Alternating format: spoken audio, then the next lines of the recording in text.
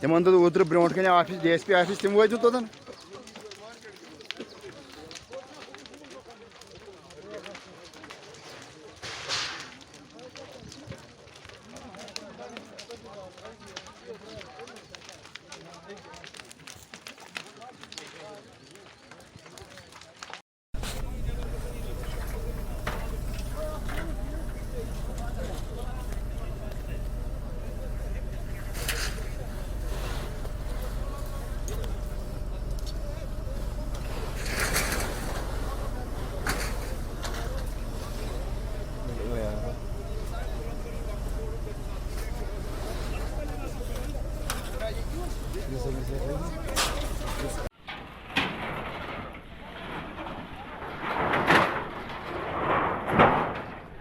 क्या करो एक से क्या जमा